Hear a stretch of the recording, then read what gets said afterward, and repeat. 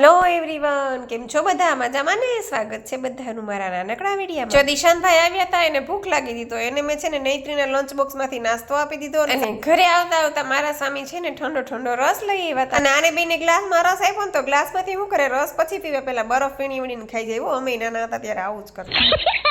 પછી તો મારા સામે આ ફ્રૂટ ને શાકભાજી ને બધું લઈ આવ્યા હતા, ઈ ઠેકાણે કર્યું. પછી તો થોડુંક લસણ, આદુનો ટુકડો ને એક મરચું નાખીને મેં મસ્ત મજાની પેસ્ટ બનાવી નાખી અને પછી આ તલનું પેકેટ ખોલ્યું ને થોડાક તલ કાઢ્યા ને પછી હું છે ને એવી રીતના જો આ ક્લિપ ભરાવીને પેકિંગ કરીને મૂકું એટલે અંદર હવાય ન જાય ને અંદર છે ને કઈ લચકા કે એવું કઈ ન પડે ને મસ્ત પેકિંગ રહે. વાવ! તો ચાલો, મુઠિયા ઢોકળા બનીને તૈયાર છે. સરસ વઘાર કરી નાખ્યો છે, મીઠો લીમડો ને તલ ને બધું નાખીને. જો એક બાજુ ચા પણ સરસ પાકી ગઈ છે અને મારા સ્વામીને ઓલરેડી ભૂખ લાગી જ ગઈ હતી. મને કે થઈ જાય એટલે ઝડપથી અમને આપી જ દે. મેં કીધું હાલો હાલો, તૈયાર જ છે, ગરમા ગરમ ખાઈ જ લે. તો મારા ગટુને તો બહુ ભાવ્યો. મેં કીધું કેવા થયા? તો એને તો આમ ઈશારો કરી દીધો.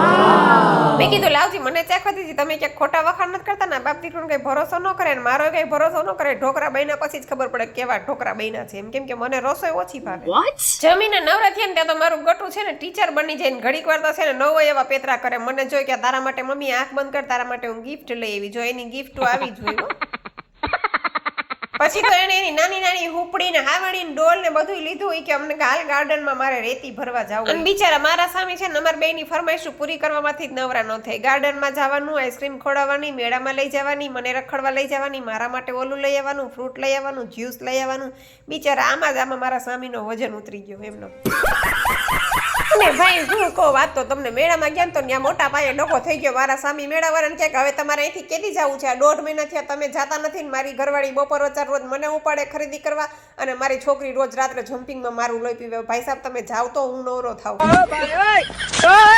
અને પછી મેં તો ભાઈ છે ને મીઠું પાન ખાઈ લીધું ઝૂલે બેસીને, તોય હજી મીઠું મીઠું ખાવાની તો ઈચ્છા બહુ જ હતી. અને પછી તો મારા નણંદ મુંબઈ થી આવ્યા હતા ને તો આ ચોકલેટોનું બોક્સ છે ને નૈત્રી માટે લઈ આવ્યો, પણ મને નથી લાગતું કે હું નૈત્રી વાહે વધવા દઈશ.